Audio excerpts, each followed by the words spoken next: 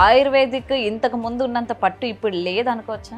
నాకు ఈ టాబ్లెట్తో రిలీఫ్ దొరుకుతుంది, నేను అటు సైడ్ వెళ్తా, ఇదంతా సోది నాకు ఎందుకు. మరి మన ఇంట్లోని మన పాతకాలం పద్ధతులు ఏమున్నాయి, దాన్ని మన పిల్లలకి ఎలా ఉపయోగించాలి? చిన్నప్పటి నుంచి ఒక పీరియడ్ ఆఫ్ టైం మనం వాడుతూ ఉంటే మన ఇమ్యూనిటీ, రోగనిరోధక శక్తి అనేది దెబ్బతింటుంది.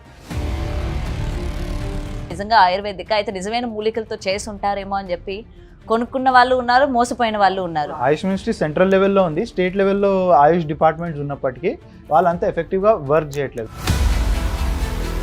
పాతకాలంలోనే ఎటువంటి జబ్బు వచ్చినా సరే ఇన్ని హాస్పిటల్స్ లేవు, ఇంత టెక్నాలజీ లేదు, అయినా వాళ్ళు ఎలా క్యూర్ చేసుకోగలిగారు?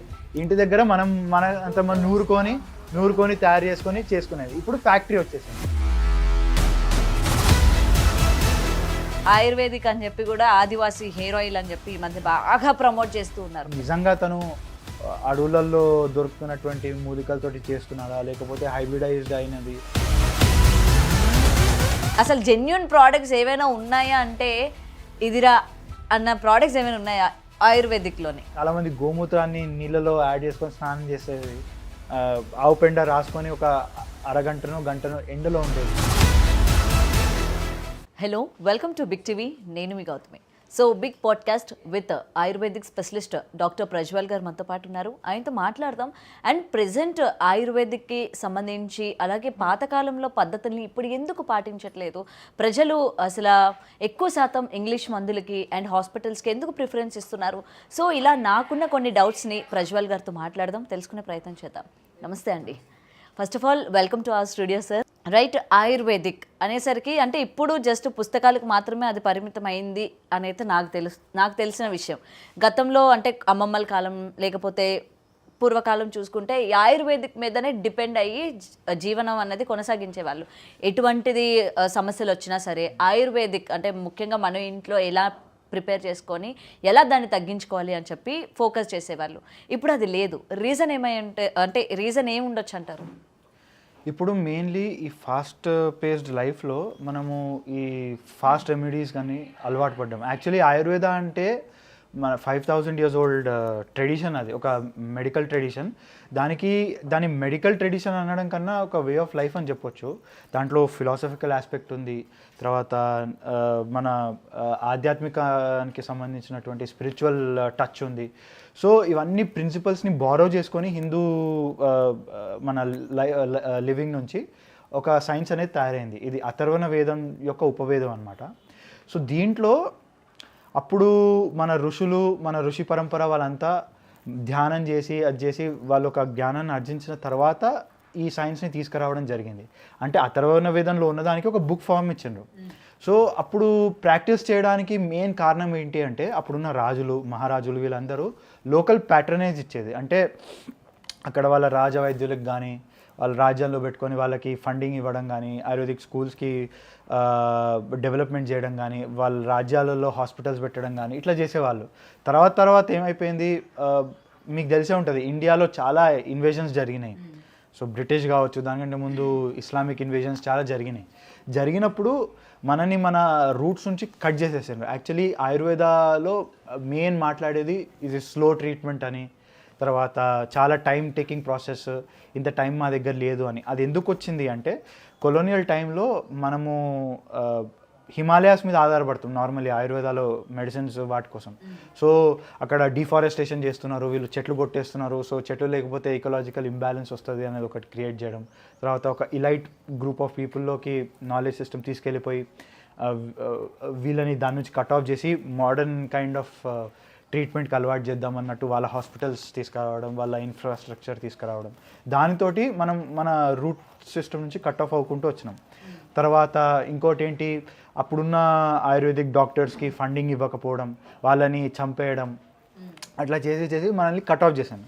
అండ్ ఇప్పుడున్న టైంలో మెయిన్ రీజన్ ఏంటి అంటే పొల్యూషన్ ఒకటి, ఇంకోటి పాపులేషన్ ఎక్స్ప్లోడ్ అవుతుంది.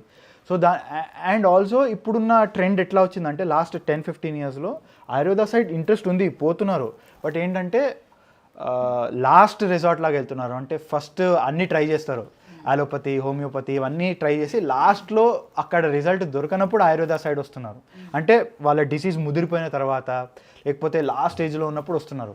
వచ్చి అప్పుడు రిజల్ట్ కావాలి అంటే రిజల్ట్ రాలేకపోతుంది. ఇంకో రీజన్ ఏంటి అంటే ఈ ఆర్గానిక్ లివింగ్ అని, ఆర్గానిక్ ఫార్మింగ్ అని బాగా ఇప్పుడు ట్రెండీ టాపిక్ అది. సో దానికి తగ్గట్టు ఏమైపోయింది, మన హర్బ్స్, న్యాచురల్ హర్బ్స్ ప్రొడక్షన్ అనేది పెరగాలి, కమర్షియలైజేషన్ జరుగుతుంది. సో దానికి హైబ్రిడైజేషన్ అనేది స్టార్ట్ చేసింది ఇప్పుడు. సో ఆ హైబ్రిడైజేషన్లో ఈ మెడిసినల్ హర్బ్స్ ఏదైతే ఉన్నాయో వాటి వాల్యూస్ అనేది పడిపోతుంది, దాని కెమికల్ కాంపోజిషన్ పడిపోతుంది, దాని పొటెన్సీ దెబ్బతింటుంది. సో అదొక మెయిన్ రీజన్ అన్నమాట అప్పుడు ఆయుర్వేదాకి ఇప్పుడు ఉన్న ఆయుర్వేదాకి తేడా. అండ్ ఇంకొకటి కంపెనీస్, ఇప్పుడు రోజు ఒక కొత్త కంపెనీ వస్తుంది. సో వాళ్ళు మార్కెట్లో సస్టైన్ కావడానికి వాళ్ళు ఆయుర్వేదాలో చెప్పబడిన ఆ ఫార్మాట్స్ని యూజ్ చేసుకోకుండా వాళ్ళు కొత్త కొత్త పద్ధతుల ద్వారా రీసెర్చ్ చేసుకుంటూ, రీసెర్చ్ బేస్డ్ అని చెప్పేసి దాంట్లో స్టిరాయిడ్స్ మిక్స్ చేయడము అట్లా చేసేసి ఫాస్ట్ గ్రోయింగ్ ఉంటుందని చెప్పేసి చేస్తున్నారు. దాంతో పబ్లిక్ అనేది డిస్సాటిస్ఫై అవుతున్నారు అనమాట. ఫేక్ ఆయుర్వేద అంటే ఫేక్, దానికి సైంటిఫిక్ ఇది లేదు అనేసి. So that is the main reason. Okay, ఇప్పుడు ఆయుర్వేదిక్ నేర్చుకున్న వాళ్ళు కావచ్చు, లేకపోతే దాన్ని ప్రజలకి అందజేయాలి, జెన్యున్ ప్రోడక్ట్స్ ఏవైతే ఉంటాయో ప్రజలకి అందజేయాలి అనుకున్నప్పుడు వాళ్ళకి ఇటు హాస్పిటల్స్ కానీ ఏవి కూడా సపోర్ట్ ఉండవా సార్? అంటే సపోర్ట్ అంటే స్టెరాయిడ్స్ లాంటివి యాడ్ చేస్తేనే ఇప్పుడున్న వాటికి అంత స్టామినా ఉంటుందా? అవి యాడ్ చేయకపోతే ఉండవా? సో స్టిరాయిడ్స్ అనేది జనరలీ ఫాస్ట్ రిజల్ట్స్ కోసం వాడుతున్నారు. సో దాని మీద ఎటువంటి రెస్ట్రిక్షన్స్ లేవా అంటే గవర్నమెంట్స్ దాంట్లో ఇది చేసుకోవాలి. కానీ ఇప్పుడు ఏమైపోయింది, చాలా ఫార్మస్యూటికల్ కంపెనీస్ వాటి యొక్క నెట్వర్క్ పెరిగిపోయింది. ఇప్పుడు మీరు కోవిడ్ టైంలో చూసుంటే చాలామంది ఆయుర్వేదిక్ డాక్టర్స్, ఈవెన్ రామ్దేవ్ బాబా వీళ్ళు కొన్ని డ్రగ్స్ తీసుకొని వచ్చాను, కొరోనిల్ కిట్ అని చెప్పేసి. అది ప్రివెన్షన్ కోసమే తీసుకొచ్చాను. But you know how they worked against him. అంటే మొత్తం ఒక ఎంటిటీ లాగా వాళ్ళు వెనకబడి మీది ప్రూఫ్ లేదు, అది లేదు అని మాట్లాడి వాళ్ళని బతికినీయకుండా చేయడం, అది సో కామన్ అయిపోయింది ఆ ప్రాక్టీస్. సో సార్ ఈ టైంలోనే, అంటే పర్టికులర్గా ఈ కరోనా టైంలోనే ఒక వ్యక్తి కూడా ఆయుర్వేదిక్గా నేను క్యూర్ చేస్తానని చెప్పి కూడా అప్పుడు ప్రజలందరికీ ఆయుర్వేదిక్ మెడిసిన్స్ కూడా ఇవ్వడం స్టార్ట్ చేశారు కదా. దాని ద్వారా క్యూర్ అయిపోతుంది, మళ్ళీ అసలు రాదు అని చెప్పగానే జనాలు అందరూ క్యూ కట్టారు. అది నిజమేనా? అది ఆయన క్యూర్ అంటే ఇప్పుడు కరోనా లాంటి డిసీజెస్కి ఆయుర్వేదాలో ఎటువంటి మెన్షన్ చేసి లేదు. బట్ దానికి సంబంధించిన సిమిలర్ డిసీజెస్ని మనము దోష ఫార్మాట్లో తీసుకున్నప్పుడు ఉంది. అయితే దాన్ని క్యూర్ చేసుకోవచ్చా అంటే ఆయుర్వేదిక్ ఉన్నాయి. దాని పరంగా చెప్పినట్టు సంహితాల్లో, గ్రంథాల్లో చెప్పినట్టు ఆ ఫార్మాట్ యూజ్ చేసుకొని మనం డ్రగ్స్ తయారు చేసుకుంటే క్యూర్ కన్నా మనము దాన్ని ప్రివెంట్ చేసుకోవచ్చు. అండ్ అది ఇంకా మనకి ఇంకా డ్యామేజ్ కాజ్ చేయకుండా మనం జాగ్రత్తలు తీసుకోవచ్చు. సో దానికి కరెక్ట్ చెక్స్ అండ్ బ్యాలెన్సెస్ మనం పాటించుకోవాలి. ఓకే, సో అందుకనే అంటే ఇప్పుడు బేసిక్గా అందరూ కూడా మీరు అన్నట్టు ఇందాక ఎక్కువ శాతం అటు హాస్పిటల్స్కి కావచ్చు వీటికి ఎక్కువ ప్రిఫరెన్స్ ఇస్తున్నారు. ఆయుర్వేదిక్ ఇంతకు ముందు ఉన్నంత పట్టు ఇప్పుడు లేదనుకోవచ్చా? పట్టు అంటే దానికి 2 రీజన్స్ ఉన్నాయి.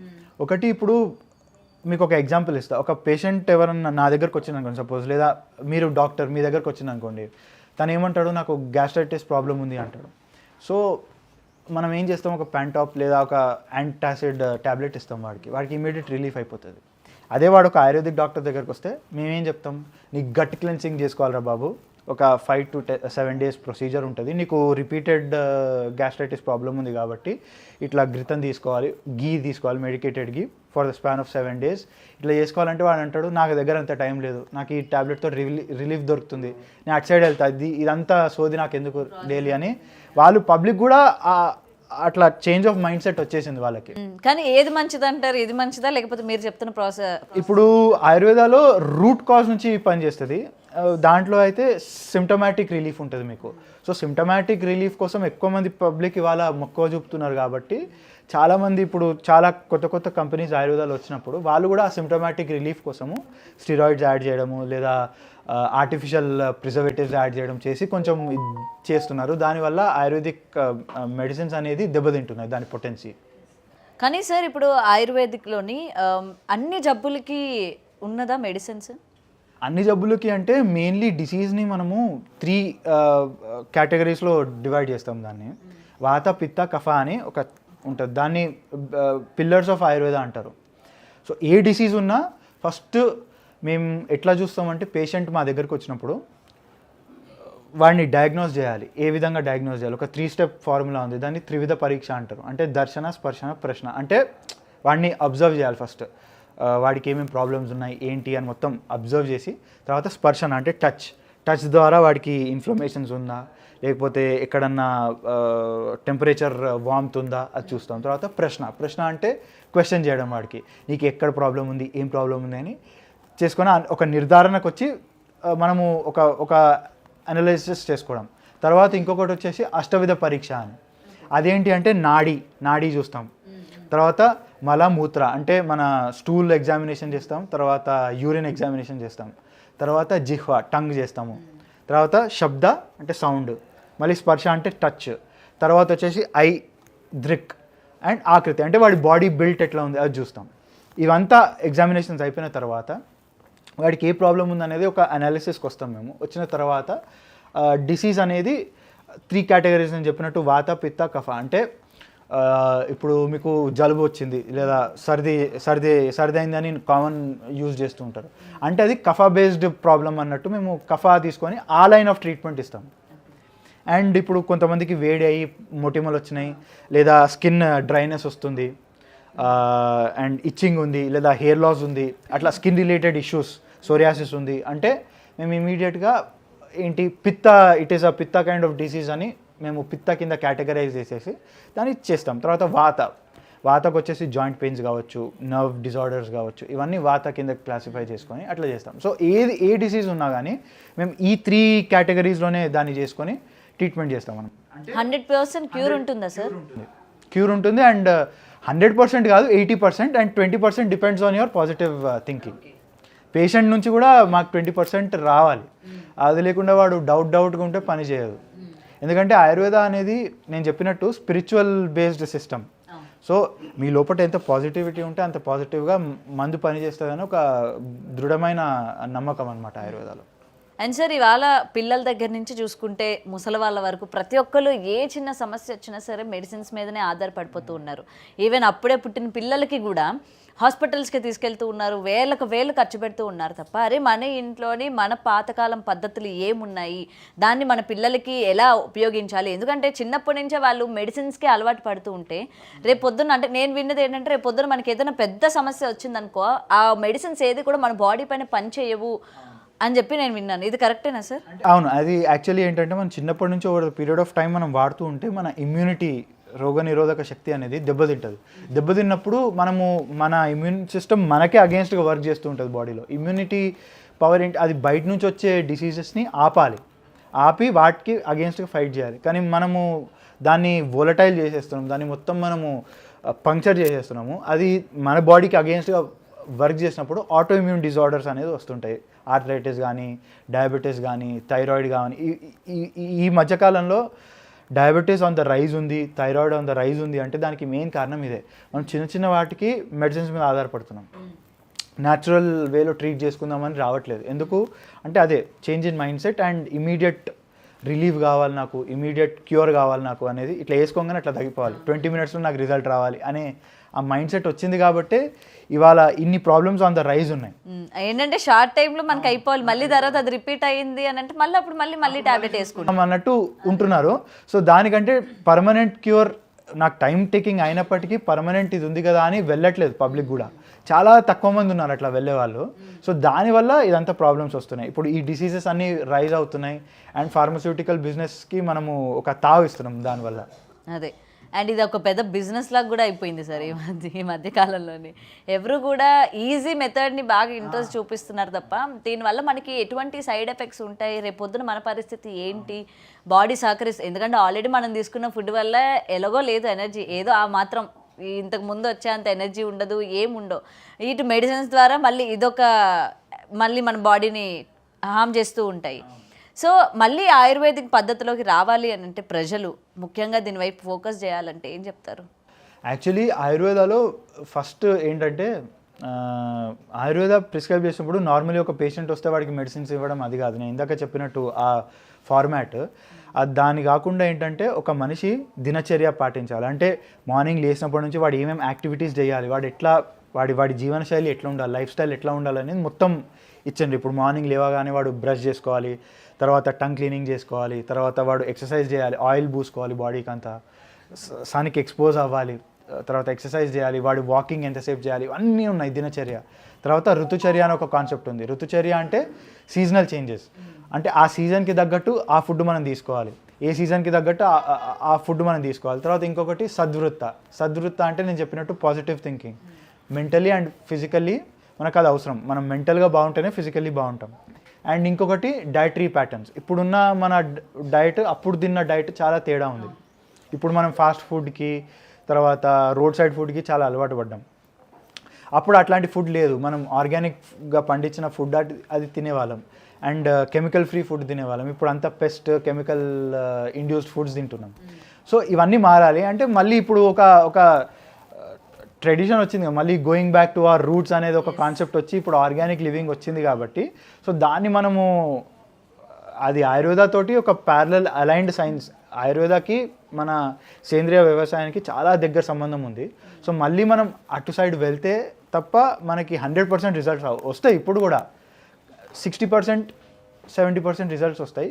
మిగతాది డిపెండ్స్ ఆన్ దట్ ఇండివిజువల్. అట్లా ఇంకొకటి సార్, ఎక్కువ శాతం మెయిన్ లేడీస్కి సంబంధించి అడుగుతున్నా. లేడీస్ ఎక్కువగా శ్రద్ధ పెట్టేది అందం మీద. అండ్ ఇది కూడా ఈ మధ్య కాలంలోని ఆ ప్రోడక్ట్స్ అని, ఈ ప్రోడక్ట్స్ అని, ఇది వాడండి, అది వాడండి అని చెప్పి చాలా వరకు రిజల్ట్ చూస్తే 0. అండ్ దీంతో పాటు మళ్ళీ మనకి ఎక్స్ట్రా వచ్చేవి సైడ్ ఎఫెక్ట్స్. ఫేస్ పాడైపోవడం, తక్కువ ఏజ్లోనే ముసలుగా కనిపించడం, అంటే మొత్తం కూడా ఏం లేనట్టు ఒక కళ లేకుండా కనిపించడం. పాతకాలంలో చూస్తే వాళ్ళు ఇప్పటికీ కూడా ఏజ్ అయిపోయినా సరే ఎంత కళగా కనిపిస్తూ ఉంటారు. దీనికి ఏం చెప్తారు అసలు? మళ్ళీ అదే మన లైఫ్ స్టైల్ ప్యాటర్న్ ఒకటి, స్లీప్ ప్యాటర్న్ ఒకటి, స్ట్రెస్. ఇవాళ స్ట్రెస్ మెయిన్ కన్సర్న్ అయిపోయింది. అండ్ ఇంకొకటి లేడీస్ అన్నారు కాబట్టి, లేడీస్లో ఇవాళ రేపు మేజర్ కన్సర్న్ వాళ్ళ మెన్స్ట్రువల్ సైకిల్ అనేది చాలా డిస్టర్బ్డ్గా ఉంటుంది, ఒక ప్యాటర్న్ పరంగా ఉండలేదు. అది మెయిన్ ఏంటంటే వాళ్ళ స్లీప్ లేకపోవడం, వర్క్ స్ట్రెస్ ఒకటి, తర్వాత ఎడ్యుకేషన్ స్ట్రెస్ ఒకటి, తర్వాత స్లీప్ ఇంబ్యాలెన్స్ ఒకటి, అండ్ ఇంకొకటి మన ఈ ఫుడ్ డైట్ ప్యాటర్న్. సో ఇవి వాళ్ళు రెగ్యులరైజ్ చేసుకోవాలి. అండ్ ఇంకొకటి మీరు అన్నట్టు మెడిసిన్స్ చాలా వస్తున్నాయి. ఆయుర్వేదాలో కూడా ఇప్పుడు కమర్షియలైజేషన్ అయిపోయింది. సో ఒక కంపెనీని వాడిని అధిగమించాలి అంటే వీడు కమర్షియల్గా వాడి ప్రోడక్ట్ని వాడు అమ్ముకోవాలి మార్కెట్లో. సో వాడు వచ్చేసి యాడ్ ఇస్తాడు, ఇది వాడితే 1 వీక్లో మీకు రిజల్ట్ వస్తుంది, షుగర్ తగ్గిపోతుంది, ఇది తగ్గిపోతుంది అని వాడు ఇస్తాడు. సో ఎవడైనా సఫరింగ్లో ఉన్న వాడికి అదొక వాడికి రెమెడీలా కనిపించి వాళ్ళు వెళ్తారు అటు సైడ్, వాడికి రిజల్ట్ దొరకదు, వీడికి రావాల్సిన మనీ అయితే వస్తుంది, బట్ మనం మళ్ళీ ఆ లూప్లో పడిపోతున్నాం. సో అదే జరుగుతుంది, ఫేక్ పబ్లిసిటీ ఒకటి. సో ఇవి గవర్నమెంట్స్ కూడా ఇన్వాల్వ్ అయ్యి వీటి మీద స్ట్రిక్ట్ ఏమంటారు రూల్స్ అండ్ రెగ్యులేషన్స్ పెట్టి సూపర్విజన్ చేస్తే తప్ప ఇవి ఆగవు. లేకపోతే ఆయుర్వేద నేమ్ని ఇవి స్పాయిల్ చేస్తాయి. అదే ఇవాళ ఏంటంటే ఏది నిజమైన ఆయుర్వేదిక్ లేదా ఏది ఫేక్ అన్నది కూడా తేల్చుకోలేకపోతున్నాం. ప్రతిదీ వాళ్ళ మార్కెట్లోకి ఏ ప్రోడక్ట్ వచ్చినా దానిపైన చిన్నది వేస్తున్నారు, ఆయుర్వేదిక్ అనగానే ఓ ఇది నిజంగా ఆయుర్వేదిక్ అయితే నిజమైన మూలికలతో చేసి ఉంటారేమో అని చెప్పి కొనుక్కున్న వాళ్ళు ఉన్నారు, మోసపోయిన వాళ్ళు ఉన్నారు. ఇప్పుడు ఆయుష్ మినిస్ట్రీ కూడా ఉంది. ఆయుష్ మినిస్ట్రీ ఎంత ప్రికాషన్స్ తీసుకున్నా ఇంకా జరుగుతుంది. అంటే ఆయుష్ మినిస్ట్రీ సెంట్రల్ లెవెల్లో ఉంది, స్టేట్ లెవెల్లో ఆయుష్ డిపార్ట్మెంట్స్ ఉన్నప్పటికీ వాళ్ళంతా ఎఫెక్టివ్గా వర్క్ చేయట్లేదు. వాళ్ళు వర్క్ చేయడం స్టార్ట్ చేసినప్పుడు అంటే చేస్తున్నారు, వాళ్ళ వంతు వాళ్ళు కృషి చేస్తున్నారు, బట్ స్టిల్ నేను చెప్పినట్టు ఆ ఫార్మస్యూటికల్ లూప్లో పడిపోతున్నారు. కాబట్టి everyday end of the day it is money. So దాంట్లో ఈ కమర్షియలైజేషన్ అనేది జరుగుతుంది. అదే. అండ్ నాకు కూడా సార్ కొన్ని సిచ్యువేషన్స్ చూస్తున్నప్పుడు లైక్ ఇన్ని మనం చూస్తూ ఉంటాం కదా, ఇన్ని హాస్పిటల్స్, సిటీ స్కాన్లని, అవని ఇవని ఇన్ని మనం చూస్తూ ఉంటాం హాస్పిటల్స్లో. కానీ పాతకాలంలోనే ఎటువంటి జబ్బు వచ్చినా సరే ఇన్ని హాస్పిటల్స్ లేవు, ఇంత టెక్నాలజీ లేదు. అయినా వాళ్ళు ఎలా క్యూర్ చేసుకోగలిగారు, ఎలా ఇప్పటికీ కూడా 90 ఏళ్ళు 100 ఏళ్ళు బ్రతికిన వాళ్ళు కూడా ఉన్నారు. మరి అప్పుడు వాళ్ళు యూజ్ చేసిన మెడిసిన్స్ కావచ్చు, లేకపోతే అప్పుడు వాళ్ళు తిన్న ఫుడ్ కావచ్చు, ఇప్పుడు మన వాళ్ళకి యూజ్ చేయమంటే అది పడదా, లేకపోతే ఇప్పుడున్న వాటిలోని అంత హైజీనిక్ లేదంటారా? ఫుడ్ గురించి అంటున్నారా, హర్బ్స్ గురించి అంటున్నారా? మెయిన్లీ అప్పుడున్న దాంట్లో నాడీ పరీక్ష అనేది చాలా ప్రామినెంట్గా ఉండే. నాడీ చూసి వాడికి ఏ ప్రాబ్లం ఉందని నేను చెప్పినట్టు ఈ ఫార్మాట్ అంతా పాటించేది. ఇంకొకటి ఏంటంటే ఆయుర్వేదాలో డ్రగ్స్ మనం అంటే రా మెటీరియల్ మనం ప్రొక్యూర్ చేయాలి అంటే హిమాలయాస్ నుంచి ప్రొక్యూర్ చేయాలి, దాన్ని మనము పవిత్రంగా భావిస్తాం. అయితే ఇప్పుడు అక్కడ ర్యాపిడ్ అర్బనైజేషన్ అయిపోయింది. అక్కడ కూడా కొండల్ని కొట్టేయడము, ఇండ్లు కట్టుకోవడము, ఫారెస్ట్ అనేది తగ్గిపోతుంది.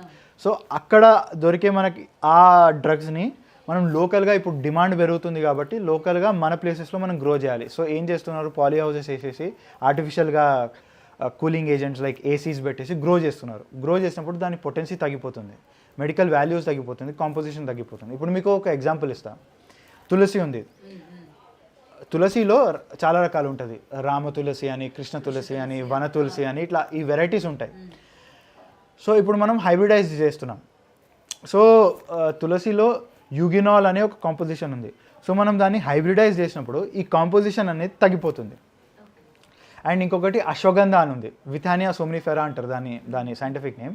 సో దాంట్లో విథనోలేడ్ అనే ఒక కెమికల్ కాంపోజిషన్ ఉంటుంది. దాన్ని తెలుగులో డొమ్మడోలు పత్రం అంటారు చెట్టుని. సో దాన్ని హైబ్రిడైజ్ చేసినప్పుడు మళ్ళీ ఈ కాంపోజిషన్ అనేది తగ్గిపోతుంది. ఈవెన్ అంతెందుకు టర్మరిక్ మీరు తీసుకుంటే, పసుపు తెలంగాణ లార్జెస్ట్ ప్రొడ్యూసర్, మన నిజామాబాద్ బెల్ట్ అది లార్జెస్ట్ ప్రొడ్యూసర్, వరల్డ్లోనే లార్జెస్ట్ ప్రొడ్యూసర్. సో దాంట్లో కర్క్యూమిన్ క్వాంటిటీ ఉంటుంది, కర్కుమా లాంగా అని అంటారు దీన్ని. సో దాంట్లో కర్క్యూమిన్ అనే ఒక మెడికల్ వాల్యూ ఉంటుంది, అది కెమికల్ కాంపోజిషన్. అది 7 to 20% ఉంటుంది టర్మరిక్లో. సో మనము బల్క్లో హయ్యర్ స్కేల్లో దాన్ని మ్యానుఫ్యాక్చరింగ్ చేస్తున్నప్పుడు హైబ్రిడైజ్ చేస్తున్నాం దాన్ని. అండ్ మనము సాయిల్లో న్యూట్రియంట్స్ తగ్గిపోతున్నాయి. అండ్ మనం ఆర్టిఫిషియల్ పద్ధతుల్లో దాన్ని గ్రో చేస్తున్నాం, హైడ్రోపోనిక్స్ అని చెప్పేసి, పాలీహౌస్ టెక్నిక్స్ అని చెప్పేసి. సో దాంట్లో దాని న్యూట్రియంట్ వాల్యూస్ తగ్గిపోతుంది. ఇప్పుడు కర్క్యూమిన్ అనేది ఇయర్లీ మీరు పసుపు తీసి టెస్ట్ చేస్తే 2% to 4% ఉంటుంది అంతే, ఎక్కడ 20%, ఎక్కడ. ఇప్పుడు దానికి అంత ఛాయ రావడానికి కూడా ఈవెన్ యాడ్ చేస్తూ ఉంటారు. సో దాంట్లో ఆర్టిఫిషియల్ కలరింగ్ ఏజెంట్స్ యాడ్ చేస్తున్నారు. ఎందుకు, మార్కెట్ డిమాండ్ని మీట్ కావడానికి. ఆయుర్వేద మెడిసిన్స్లో మేము పసుపు యాడ్ చేస్తాం. సో దాన్ని మ్యానుఫ్యాక్చరింగ్ లార్జ్ స్కేల్లో జరిగేది. ఇది వరకు ఎట్లా ఉండేది, ఇంటి దగ్గర మనం మన రోట్లో వేసి నూరే వాళ్ళు దంచేవాళ్ళు. అవును, ఫ్యాక్టరీ వచ్చేసింది, ఫ్యాక్టరీలో మనం చేయాలి, దాంట్లో స్ట్రిప్స్లో చేయాలి. సో ప్లాస్టిక్ క్యాప్సూల్స్ వచ్చేసినాయి, జెలటిన్ క్యాప్సూల్స్ అని. సో మారిపోయింది, పద్ధతి మారిపోయినప్పుడు ఈవెన్ దాని క్వాలిటీ కూడా కాంప్రమైజ్ అవుతూ వచ్చింది.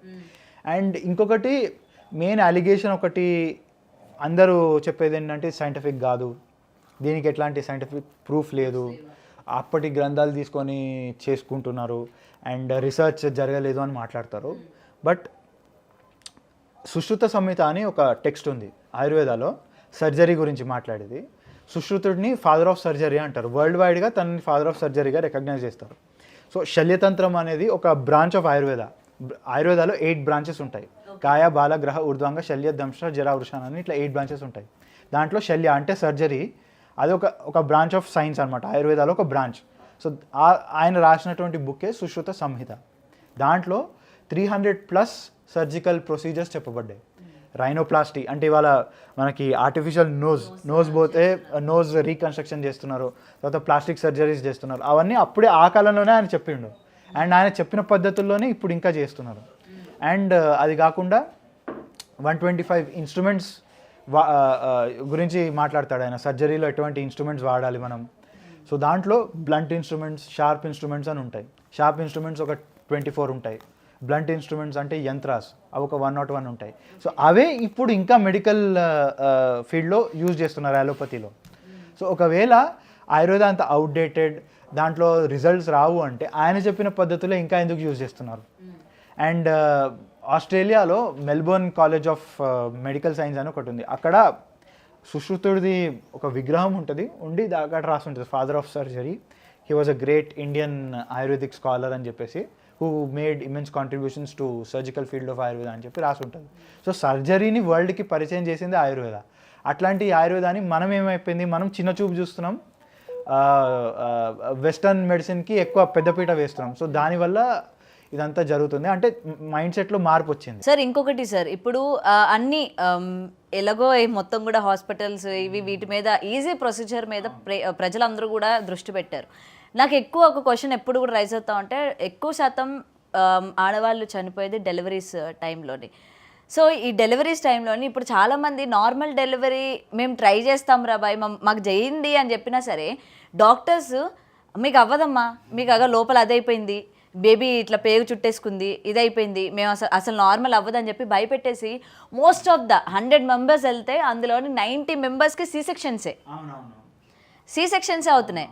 అంటే నార్మల్ డెలివరీ చేసే పద్ధతులు ఇంత మనం సినిమాల్లో చూస్తూ ఉంటాం, ఈ విధంగా చేస్తూ ఉంటారా అని చెప్పి సినిమాల్లో చూడడమే, కానీ వాళ్ళు నార్మల్ డెలివరీ అయిందంటే ఒక ఆశ్చర్యం. అవునా నీకు నార్మల్ అయిందా అని చెప్పి చాలామంది ఆశ్చర్యపోతూ ఉన్నారు. అంటే అలాంటి పరిస్థితి వచ్చేసింది, నార్మల్ చేసుకోలేము మనం అన్న పరిస్థితికి. అదే కానీ ఇప్పుడున్న జనరేషన్లోనే అసలు నార్మల్ పద్ధతి అన్నది అవ్వదా సార్? అంటే యాక్చువల్లీ ఆయుర్వేద చెప్పిన ప్రకారంగా అవుతుంది. ఈవెన్ ఆయుర్వేదాలో కూడా సర్జరీ చేసి బేబీని తీసే టెక్నిక్స్ చెప్పబడ్డాయి, నార్మల్ సర్జికల్ టెక్నిక్స్ ఉన్నాయి. మీరు చూస్తే మన పబ్లిక్కి ఐడియా రావాలంటే రోబో ఫిల్మ్లో చూపిస్తాడు చూడండి, రజనీకాంత్ డెలివరీ చేసే, అదంతా ఆయుర్వేదిక్ పద్ధతే. సో అది అవ్వదా అంటే ఇప్పుడు ఆయుర్వేద వాళ్ళని రెస్ట్రిక్ట్ చేసేసింది సర్జరీస్ చేయకుండా. సర్జరీ అనే ఏదైతే బ్రాంచ్ ఉందో అది కంప్లీట్గా అలోపతి అండర్లోకి వెళ్ళిపోయింది. ఒరిజినల్గా వచ్చింది ఆయుర్వేదాలో అయినా మొత్తం వాళ్ళ కంట్రోల్లో వెళ్ళిపోయింది. గవర్నమెంట్స్ కూడా వాటికి ఎక్కువ ప్రామినెన్స్ ఇస్తున్నాయి. చాలామంది పబ్లిక్కి తెలియదు. అండ్ ఆయుర్వేదాలో ఎంతసేపు సర్జరీ అంటే ఓన్లీ పైల్స్, ఫిస్ట్యులా దానికే పరిమితం అయిపోయింది తప్ప వీటికి ఎవరు రావట్లేదు. ఈవెన్ కొన్ని ఇండియాలో కొన్ని ప్లేసెస్లో ఉన్నాయి, గుజరాత్లో, మహారాష్ట్రలో అక్కడక్కడ హాస్పిటల్స్ ఉన్నాయి ఈ సర్జరీస్ చేయడానికి. పాత పద్ధతిలో రండిరా చేస్తామని చెప్పి పబ్లిక్ రావట్లేదు. ఏమవుతుందో వీడి దగ్గర పోతే వీడు పసర్లు ఇస్తాడు, అది ఇస్తాడు, దాంతో బేబీకి ఏమవుతుందో, బేబీ కదా రిస్క్ ఎందుకు, మేము సి సెక్షన్కి వెళ్ళిపోతాం, సిజేరియన్ చేసుకొని బేబీ డెలివరీ ప్రిఫర్ చేస్తామని అట్లా వెళ్ళిపోతున్నారు తప్ప ఆ మైండ్ సెట్లో మార్పు రావాలి. సో దానికి ఇంకా టైం పడుతుంది. కానీ ఇప్పుడు డాక్టర్స్ కూడా మేము ఆ పసరు తాగేమండి, ఈ పసరు తాగేమండి, ఇప్పుడు పెయిన్ వస్తూ ఉన్నా లేకపోతే ఈ ప్రెగ్నెన్సీ టైంలోని ఏదొచ్చినా సరే మాకు సంబంధించిన ఆయుర్వేదిక్కి మేము ఈ పసరు తీసుకున్నాం, ఇది తీసుకున్నామన్నా వాళ్ళు ఖండిస్తూ ఉన్నారు. మీరు ఎందుకు అలాంటివన్నీ ఎందుకు చేస్తున్నారు, లోపల బేబీకి ఏమైనా అయితే ఏంటి అని చెప్పి వాళ్ళు బెదిరిస్తూ ఉన్నారు. అంటే అవును మన పాతకాలం పద్ధతి అది బెస్టే, నమ్మ మెడిసిన్కి రాకుండా మీరు అది తీసుకోవడం బెస్ట్ అని చెప్పి డాక్టర్స్ నుంచి రావట్లేదు మెయిన్. సో అందుకని ప్రజల్లో కూడా ఆ చైతన్యం కలగట్లేదు అని నేను ఏమంటారు అంతేనా? ఇంకొకటి ఏంటంటే ఇప్పుడు ఆయుర్వేదిక్ మెడిసిన్స్ వాడుతున్నప్పుడు మెయిన్ వచ్చే అలిగేషన్ ఏంటి అంటే ఒకటేమో నేను చెప్పినట్టు సైంటిఫిక్గా లేదు, రిసర్చ్ జరగట్లేదు అని. సో దానికి ఇచ్చిన ఎగ్జాంపుల్ నేను ఇచ్చేసిన, కౌంటర్ చేసిన. ఇంకొకటి మెయిన్ అలిగేషన్ ఏంటి అంటే ఈ మందులు వాడితే వీళ్ళ లివర్ పైన ఎఫెక్ట్ అవుతుంది, కిడ్నీ పైన ఎఫెక్ట్ అవుతుంది, దాంట్లో చాలా మెటల్స్ యూజ్ చేస్తాం. మెటల్స్ యూజ్ చేసేది వాస్తవమే, యూజ్ చేస్తాం. మర్క్యూరీ కానీ, గోల్డ్ కానీ, సిల్వర్ కానీ ఇవి యూజ్ చేస్తాం, చాలా రకాల మెటల్స్, మినరల్స్ యూజ్ చేస్తాం. బట్ ఆయుర్వేదాలోనే ఒక బ్రాంచ్ ఉంది, రసశాస్త్ర భైషజ్య కల్పన అని ఒక సబ్జెక్ట్ ఉంటుంది. ఇప్పుడు మేము చదివినప్పుడు కూడా మా సెకండ్ ఇయర్లో ఉండేది. అదేంటి అంటే రసశాస్త్ర అంటే కంప్లీట్ ఈ మెటల్స్, మెటలర్జీ గురించి డీటెయిల్గా మాట్లాడుతుంది. అంటే దాన్ని మనం మెడిసిన్స్లోకి ఎట్లా యూజ్ చేయాలి, ఎట్లాంటి మెడిసిన్స్ తయారు చేయాలి అని చెప్పేసి. సో ఆ ప్రాసెస్లో మనం మెటల్ని ఆబ్టైన్ తీసినప్పుడు దాన్ని చాలా ఆర్డర్ ఆఫ్ ప్యూరిఫికేషన్ అనేది ఉంటుంది. అంటే చెప్తాడు, కొన్నిటిని గోమూత్రంతో ప్యూరిఫై చేసేది ఉంది, కొన్నిటిని జంబీర నింబు స్వరస అంటారు, అంటే నిమ్మకాయ రసంతో ప్యూరిఫై చేసే మెటల్స్ ఉన్నాయి. సో అట్లా it should undergo layers of purification. ఆ ప్యూరిఫికేషన్ అన్నీ అండర్గో అయిన తర్వాతే ఆ వచ్చిన ఆ ప్రోడక్ట్ ఏదైతే ఉందో, ఆ అవుట్పుట్ ఏదైతే ఉందో దాన్ని మేము మెడిసిన్స్లో యూజ్ చేస్తున్నాం. అండ్ ఎంత కాలం యూజ్ చేయాలనేది స్ట్రిక్ట్గా ఆయుర్వేదిక్ మెడిసిన్స్ మీద ఉంటుంది, ఆ మెటాలిక్ ప్రిపరేషన్. కానీ అది నిజంగానే వాడితే అంటే ఆర్గన్స్ ఫెయిల్యూర్ ఉంటుందా, మల్టిపుల్ ఆర్గన్స్ ఉంటుందా అంటే మేము ప్యూరిఫై చేసినాక ఉండదు. బట్ ఏంటంటే దానికి మేము ఒక పీరియడ్ ఇస్తాం, స్పాన్ ఆఫ్ 2 months వాడచ్చు, లేదా స్పాన్ ఆఫ్ 3 months అని. దాన్ని ఎక్సీడ్ అయ్యి వాడకూడదు. సో కొంతమంది ఏంటి అంటే దాంతో రిజల్ట్స్ వచ్చినప్పుడు బాగుంది కదా అని చెప్పేసి అతి చేసేస్తుంటారు, అది మంచిది కాదు. సో అప్పుడు డెత్స్ అనేది రికవర్ అవ్వడం, లేదా వాడికి ఆర్గన్ ఫెయిలియర్ అయినప్పుడు Ayurveda is becoming easy target. అంటే డాక్టర్ చెప్పింది 3 నెలలు అయితే వీడు 6 months వాడతాడు, వాడి వేరే డాక్టర్ దగ్గరికి వెళ్తాడు, వాళ్ళకి ఈజీ టార్గెట్ అయిపోయింది. మీరు ఎందుకు వాడినరు, ఆయుర్వేదాలో ఇది ఆర్గన్స్ మీద ఎఫెక్ట్ అవుతుంది, అది మెయిన్ కన్సర్న్ అయిపోయింది అనమాట. ఎందుకంటే ఇవాళ మైనస్ అదే, ఎందుకంటే డాక్టర్స్ నుంచి మెయిన్ మనం భయపడేది అది. పక్క వాళ్ళు చెప్తానో ఎదురు వాళ్ళు చెప్తానో మనం వినం, కానీ డాక్టర్ చెప్పేసరికి అమ్మో ఎందుకురా బాబు మనం అసలు ఆ జోలికి పోకూడదు. అందుకని ఈవెన్ ఇంట్లోని ఒక జలుబు వచ్చినా మనం జస్ట్ ఒక పసుపు నీళ్ళు తీసుకుందామన్నా లేకపోతే ఇంకేదైనా తీసుకుందామన్నా భయపడుతూ ఉంటాం. దీనికి ఏం తగ్గుతుంది, డాక్టర్కి వెళ్ళి మనం చెప్పినా సరే ఎందుకండి ఇవన్నీ, మీకు మెడిసిన్ వేసుకోండి వెంటనే మీకు వితిన్ 24 hours క్యూర్ అయిపోతారని చెప్తూ ఉంటారు. బయట పబ్లిక్లో కూడా ఎట్లా అంటే ఆయుర్వేద మందులు వాడితే దాంట్లో ఆర్గన్ ఫెయిలియర్ అవుతుందంట, మెటల్స్ ఉన్నాయంట అని మాట్లాడతారు. ఎడ్యుకేటెడ్ పీపుల్ అట్లానే మాట్లాడతారు, లే మ్యాన్, కామన్ మ్యాన్ కూడా అదే మాట్లాడతారు. బట్ వాళ్ళు ఆయుర్వేదిక్ గ్రంథాలు తిరిగేస్తే వాళ్ళకి తెలుస్తుంది ఎన్ని ప్యూరిఫికేషన్ మెథడ్స్ ఫాలో అయ్యారు. ఇది ఆయుర్వేద బుక్లో చెప్పింది కరెక్టా కాదా అని అమెరికాలో చాలా రీసెర్చ్ ఇన్స్టిట్యూట్స్ దాని మీద పేపర్స్ రాసినాయి, పేపర్స్ పబ్లిష్ చేసినాయి. అవి మీకు ఇంటర్నెట్లో కూడా అవైలబుల్ ఉన్నాయి. మీరు చూస్తే ఆ యూనివర్సిటీస్లో ఒకటి హార్వర్డ్ యూనివర్సిటీ ఒకటి చేసింది, ఇంగ్లాండ్ ఆక్స్ఫర్డ్ యూనివర్సిటీ ఒకటి చేసింది, ఆస్ట్రేలియాలో యూనివర్సిటీ చేసింది. సో ఆ పేపర్స్ మీకు అవైలబుల్ ఉన్నాయి. సో దాంట్లో వాళ్ళు క్లియర్గా ఇస్తారు ఆయుర్వేదాలు చెప్పిన ఈ ప్యూరిఫికేటరీ మెథడ్స్ అనేది ఫాలో అయితే మెటల్ ప్యూరిఫై అయిన తర్వాత వాడితే ఎటువంటి ప్రాబ్లం లేదు అని వాళ్ళు క్లియర్గా ఇస్తున్నారు. సల్ఫర్ వాడితే ఏం ప్రాబ్లం లేదు, ఇది వాడితే ఏం ప్రాబ్లం లేదు అని. బట్ స్టిల్ మన వాళ్ళలో ఆ డౌట్ అనేది ఆల్రెడీ క్రియేట్ అయిపోయింది thanks to our education system కావచ్చు, బ్రిటిష్ కొలోనియల్ మైండ్ సెట్ కావచ్చు. సో దానివల్ల మనం ఇంకా ఆ థాట్ ప్రాసెస్ నుంచి బయటికి రావట్లేదు. కానీ ఇవాళ మొత్తం అందరు పర్సన్స్ చూసుకుంటే మొత్తం ఎడిక్ట్, మెడిసిన్కి బాగా ఎడిక్ట్ అయి ఉన్నవాళ్ళు మొత్తం అందరూ, పిల్లల దగ్గర నుండి పెద్దల వరకు ప్రతి ఒక్కరు కూడా మెడిసిన్లకి ఎడిక్ట్ అయిన వాళ్ళే ఉన్నారు తప్ప సొంతగా స్వతహాగా క్యూర్ చేసుకునే మైండ్ సెట్ ఎవరికి లేదు. ఈజీ రెమెడీ కావాలి వాళ్ళకి. అండ్ సార్ ఇప్పుడు నిజమైన ఆయుర్వేదిక్ మెడిసిన్ అని తెలుసుకోవాలంటే ఎలా తెలుసుకోవాలి? ఇప్పుడు ఆయుర్వేద డ్రగ్స్ పైనే మీకు ఏదన్నా మెడిసిన్ చూసినప్పుడు రెఫరెన్స్ అని ఇస్తాడు.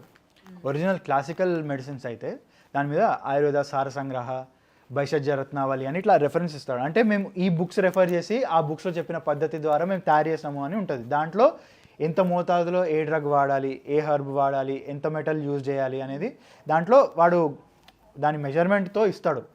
కొన్ని ఏమో ఆయుర్వేదిక్ ప్రాపరేటరీ మెడిసిన్స్ అని ఉంటాయి. సో దాంట్లో వాడు వాడే ఇంగ్రీడియంట్స్ ఏంటి, సో ఆయుర్వేదిక్ డాక్టర్స్కి తెలిసిపోతుంది. సో కొన్ని జెన్యూన్ కంపెనీస్ ఉన్నాయి, ఇప్పుడు బైద్యనాథ్ కావచ్చు, దూత్ పాపేశ్వర్ అని, ఇవన్నీ 200 years old కంపెనీస్ ఉన్నాయి. సో వాటిపైన మేము రియల్ అవుతాం మోస్ట్లీ. ఇప్పుడు కొత్తగా వచ్చిన కంపెనీస్లో అదే డౌట్ ఉంది ఇంకా. సో దాంట్లో ఆ రెఫరెన్సింగ్ అనేది వాళ్ళు మెన్షన్ చేస్తే నో ప్రాబ్లం. సో ఆ రిఫరెన్సింగ్ అంటే అది ఒకవేళ అది మెన్షన్ చేయకపోతే అది ఆయుర్వేదిక్ కాదు అని నిర్ధారించుకోవచ్చా? అంటే రెఫరెన్సింగ్ అనేది క్లాసికల్, అంటే మా గ్రంథాల్లో చెప్పిన వాటి అన్నిటికీ రెఫరెన్సింగ్ ఉంటుంది. ఇప్పుడు వసంత కుస్మాకర్ రస్ అని ఒక మెడిసిన్ ఉందనుకోండి, దాని రెఫరెన్సింగ్ ఉంటుంది మీకు అక్కడ కనిపిస్తుంది, రెఫరెన్స్ అని ఎక్కడో దగ్గర రాస్తాడు వాడు. సో అట్లా లేకుండా కొన్ని ఇప్పుడు కంపెనీస్ కొన్ని వాళ్ళ సొంతంగా కొన్ని ప్రోడక్ట్స్ తీసుకొని వస్తున్నారు. సో వాటికి ఇంగ్లీష్ నేమ్స్ ఉంటాయి. ఇప్పుడు స్పాండిలాన్ అని స్పాండిలైటిస్ కోసం ఒక ట్యాబ్లెట్ వచ్చింది, అది ఆయుర్వేదిక్ ట్యాబ్లెటే.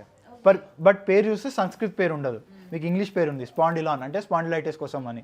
సో దాంట్లో మనం చూసినప్పుడు ఇది జెన్యూనా కాదా అంటే దాని బ్యాక్ సైడ్ లీఫ్లో వాడు ఇస్తాడు ఇంగ్రీడియంట్స్ ఇన్ని ఉన్నాయి అది ఉన్నాయని. సో దాన్ని యాజ్ బెనిఫిట్ ఆఫ్ డౌట్గా మేము పేషెంట్ పైన వాడి చూస్తాం, పడుతుందా పడట్లేదా, ఎంత ఇస్తే పడుతుంది ఏంటి, దాని ఇంగ్రీడియంట్స్ ఏమేమి ఉన్నాయి, వాడు ఆయుర్వేద టెక్స్ట్లో చెప్పిన పద్ధతి ప్రకారంగానే వాడు అవన్నీ మెథడ్స్ యూజ్ చేసే వాడు తయారు చేసిండా, ఆ డ్రగ్ ఫార్ములేషన్ ఎంత ఉందని చూస్తాం. సో అట్లా జెన్యూన్గా కొన్ని కంపెనీస్ చేసేటివి ఉన్నాయి, వాళ్ళ ఓన్ ప్రాపరేటరీ మెడిసిన్ అయినా కానీ వాళ్ళ పేటెంట్ డ్రగ్ అయినా కానీ. కొన్ని చాలా కంపెనీస్ ఏంటంటే కమర్షియలైజేషన్ కోసం ఈ ఫార్మాట్స్ పాటించకుండా దాంట్లో వాళ్ళు ప్రిజర్వేటివ్స్ యాడ్ చేయడము, స్టెరాయిడ్స్ యాడ్, వీటితో పాటు స్టెరాయిడ్స్ యాడ్ చేయడము, ఆర్టిఫిషియల్ స్వీట్నర్స్ యాడ్ చేయడము చేసేసి వాటిని ఇంకా పొల్యూట్ చేస్తుంది. అదే. అండ్ సార్ ఇప్పుడు ప్రతిదానికి కూడా ఏం జలుబు వచ్చినా దగ్గు వచ్చినా ఎటువంటిది వచ్చినా వాడండి పారాసిటమాల్ అని అంటారు. సో పారాసిటమాల్ ఎంతవరకు కరెక్ట్ అంటారు?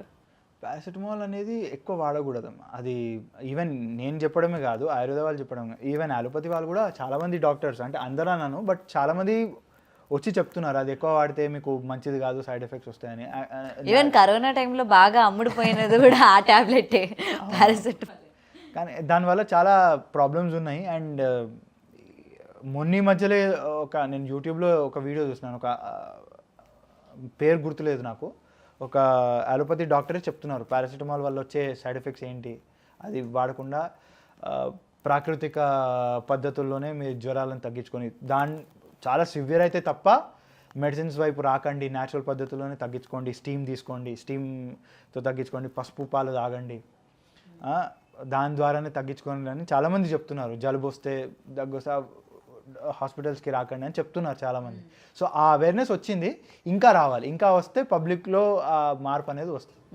ఎందుకంటే ఈ క్వశ్చన్ అడిగాను, మా ఇంట్లో నార్మల్గా ఎవరి ఇంట్లోనైనా సరే పారాసిటమాల్ ఒకటి కంపల్సరీగా పెట్టుకోవాలి, మనం ఒక 2-3 తీసుకొచ్చి పెట్టుకోవాలి, ఎవరికి ఎప్పుడు ఏమొస్తుందో తెలియదు కదా, వెంటనే ఇలా వేసుకొని వెళ్ళిపోవచ్చా అని చెప్పి. అంటే దానికి అంత ఇంపార్టెన్స్ ఇస్తున్నారు అనమాట పారాసిటమాల్ ఈరోజు అందరి లైఫ్లోని మెయిన్ రోల్ పోషిస్తుంది. అన్నిటికీ ఒకటే మందు మనకి ఇది క్యూర్ చేసేస్తుంది అని చెప్పి కూడా. సో అసలు దాని వెనక ఉన్న ఫ్యాక్ట్ ఏంటి, ఎందుకు పారాసిటమాల్ వాడాలి, అన్నిటికీ ఒకటే అంటున్నారు మళ్ళీ. అదే నేను చెప్పినట్టు అది సిమ్టమాటిక్ రిలీఫ్ ఇస్తుంది కాబట్టి అందరు దానికి అగుడుపడ్డట్టు దాని సేల్స్ పెరిగిపోయినాయి. అదే రూట్ కాజ్ మీకు క్యూర్ లేదు. ఇప్పుడు ఆయుర్వేదాలో తీసుకుంటే నేను ఒక లైవ్ ఎగ్జాంపుల్ చెప్తాను. మేము స్టూడెంట్గా ఉన్నప్పుడు ఒక పేషెంట్ వచ్చిండు అనమాట మా హాస్పిటల్కి. మేము ఎస్డిఎం కాలేజ్ ఆఫ్ ఆయుర్వేద కర్ణాటకలో నేను ఆయుర్వేదాలో బ్యాచిలర్స్ చేస్తున్నప్పుడు తనకి ఇక్కడ కాలు దగ్గర ఒక పుండు అయింది. ఇంత పెద్ద పుండు అయ్యి దాని మీద అన్ని ఈగలు వాళ్తున్నాయి, మొత్తం బ్లీడింగ్ అయింది, చీము నెత్తురు అంత వస్తుంది. తనకి హై ఫీవర్ ఉంది, 101 degrees టెంపరేచర్ ఉంది. తను మా హాస్పిటల్కి వచ్చాడు. మేము అక్కడ పోస్టెడ్ అయి ఉన్నాం, మేము ఇంటర్న్షిప్ చేస్తూ ఉన్నాం. అప్పుడు మా సార్ వచ్చేసి తనకి పారాసిటమాల్ అవేమి ఇవ్వకండి, తనకి జ్వరం వచ్చింది కదా తనని అడ్మిట్ చేసుకున్నాం. అడ్మిట్ చేసుకొని తనకి ఏంటంటే బెడ్షీట్ ఒక థిక్ బ్లాంకెట్ ఇచ్చేసినాము. బ్లాంకెట్ ఇచ్చేసి కప్పుకొని పడుకో, ఫ్యాన్ ఆఫ్ చేసేసి కప్పుకొని పడుకో, అండ్ నీకు పసుపు పాలు ఇచ్చేస్తామని పసుపు పాలు ఇచ్చేసినాం. సో తాగినాక ఒక 1/2 hour 1 hour తర్వాత జ్వరం జారింది. అయితే తన హిస్టరీలోకి వెళ్తే తను ఏంటి జ్వరం వస్తుంది కదా అని చెప్పి పారాసిటమాల్ తీసుకోవడం, తగ్గించుకోవడం, టెంపరీ తగ్గడం, మళ్ళీ రావడం. బట్ రూట్ కాజ్లోకి వెళ్తే రీజన్ ఏంటి తెలుసా? ఇక్కడైనా పుండు ఉంది కదా, ఆ పుండు వల్ల తనకి ఫీవర్ వస్తుంది. తనకి స్వతహాగా ఫీవర్ లేదు, ఆ పుండు వల్ల తనకి ఫీవర్ వస్తుంది. సో మనం ట్రీట్ చేయవలసిన ఆ పుండుని ట్రీట్ చేస్తే జ్వరం తగ్గుతుంది. ఇప్పుడు నార్మల్గా మేము వాడిన ఆ పసుపు నీళ్ళు యాంటీసెప్టిక్, పసుపులో ఆ క్వాలిటీస్ ఉన్నాయి. అండ్ ఉష్ణం శీతల అనే ఒక కాన్సెప్ట్ ఉంటుంది, అంటే వేడితోనే తగ్గాలి. అందుకే ఏన్షియంట్ టైమ్స్లో మన అమ్మమ్మలు మన నాన్నమ్మలు చెప్తారు, జ్వరం వచ్చిందంటే ఎండలో నిలబడిపో అని.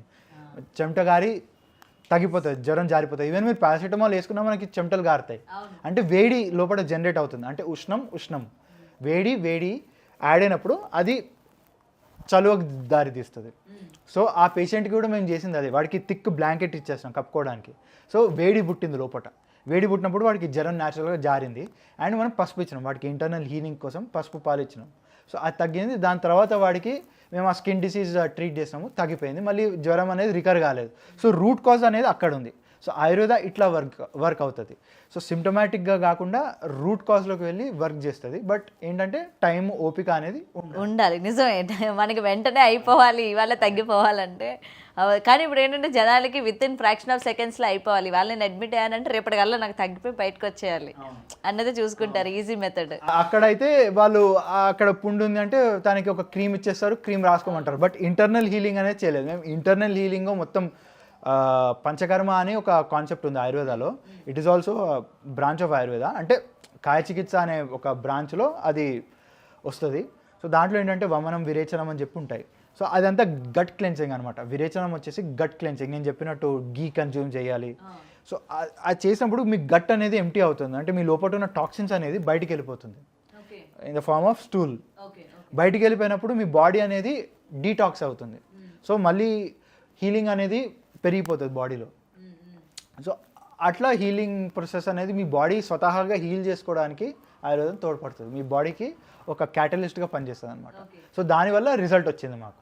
సో తనకి విదిన్ స్పాన్ ఆఫ్ 15 daysలో we could see change. So slow అంటారు, బట్ 15 daysలో మేము తనకి ఇంతున్న వూండ్ ఇంత తగ్గిపోయింది, 70% తగ్గిపోయింది. బట్ స్టిల్ ఏంటంటే పబ్లిక్కి ఆ మైండ్ సెట్ ఉంది మాకు తగ్గదు అని. సో అది మారినప్పుడే ఇప్పుడు వండర్స్ అనేది చూడగలుగుతారు. నిజంగానే సార్, పేషెన్స్ అన్నది చాలా ఇంపార్టెన్స్. అవును. అండ్ ఇంకొకటి సార్, ఇప్పుడు మెయిన్ అందరికీ కూడా అట్రాక్టివ్గా అందరూ టీనేజర్స్ కావచ్చు, పెద్దవాళ్ళు అందరూ ఫేస్ చేస్తుంది మెయిన్ హెయిర్ ఫాల్. పాపం చిన్నప్పటి నుంచే ఆ పిల్లలకి వైట్ హెయిర్ రావడం, నెక్స్ట్ పట్టతలు వచ్చేయడం, వీటన్నిటికీ మన ఆయుర్వేదిక్ అని చెప్పి కూడా ఆదివాసీ హెయిర్ ఆయిల్ అని చెప్పి ఈ మధ్య బాగా ప్రమోట్ చేస్తూ ఉన్నారు, పెద్ద సెలబ్రిటీస్ దగ్గర నుంచి కూడా. అండ్ అందరూ అది చూస్తున్నాక రిఫరెన్స్ కూడా ఇస్తూ ఉన్నారు అనమాట. ఎందుకంటే మౌత్ పబ్లిసిటీ అనేది త్వరగా రీచ్ ఉంటుంది.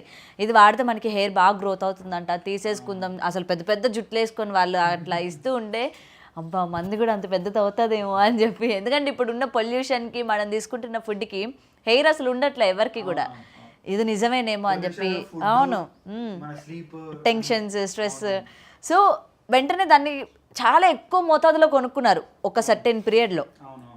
అసలు దీని ఫ్యాక్ట్స్ ఏంటి, నిజంగానే ఇది వాడితే అంత జుట్టు పెరుగుతుందా మనకి అన్న క్వశ్చన్స్ కూడా ఇవాళ చాలామంది రైజ్ అవుతూ ఉన్నాయి. నేను ఇందాక చెప్పినట్టు డ్రగ్ హైబ్రిడైజేషన్ అని చెప్పినాను నేను, అంటే హర్బ్ హైబ్రిడైజేషన్ అని.